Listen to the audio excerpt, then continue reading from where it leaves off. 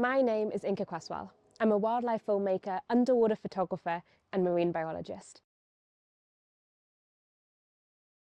And my entire life revolves around our oceans. Throughout my career, I've had the opportunity to explore every type of marine ecosystem. I've spent time diving in our kelp forest right here in the UK, where I've interacted with some of the most playful grey seals, worked with coral reefs in the Indo-Pacific and the Caribbean, where I've worked with teams to plant corals and worked with communities to help to establish marine protected areas. This is essential because it helps us to rebuild those vital ecosystems that not only protect our coastlines from storm erosion, but also support an incredible variety of marine life. I spent time working with sharks all around the world, including coming face to face with great white sharks, and even spent time in the deep sea, working in submarines with ROVs, deep underwater robots that allow us to map new ecosystems never explored before. But in all my journeys around the oceans, I have seen firsthand the impacts of plastics. I started scuba diving when I was just 6 years old, and before then was already out exploring the rock pools, finding all sorts of amazing creatures and snorkeling around my local ecosystems. And the amazing thing about the ocean is that you never know what you're going to find. There's such an incredible variety of life. And the ocean provides us with all sorts of amazing things beyond just adventure. We have the ocean to thank for every second breath that we take because of the oxygen that it provides. It also stores huge amounts of carbon, helping us to fight climate change. In fact, one whale can be the equivalent of 1,000 trees. But despite all the amazing things the ocean does for us, it's at risk. The ocean is impacted by all sorts of things, including climate change, plastic pollution, overfishing, and habitat destruction. If we don't support the life in our oceans and keep our oceans healthy, they stop providing us with the things that we need, including protecting our coastlines from storm erosion, providing protein for millions of people around the world, and creating a tourism industry that supports families across the globe.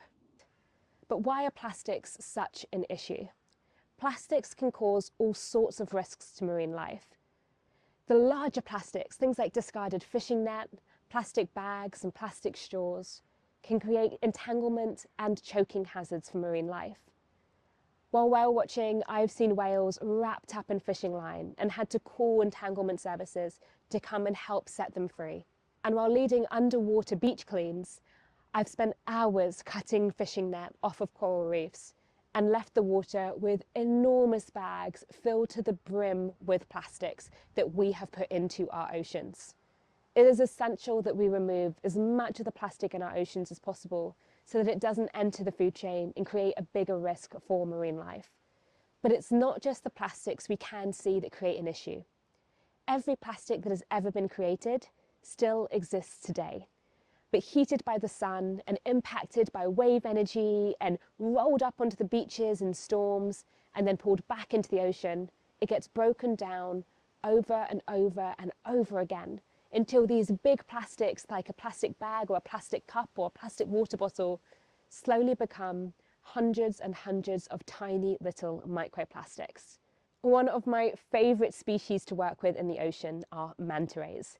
They are gentle giants, and when they hear your bubbles scuba diving on the reef, they will race over to see you and bathe in your bubbles, and they're just the most incredible creatures to spend time with. But they are at significant risk from those microplastics. Despite their enormous size, these giants feed off plankton, tiny little marine organisms.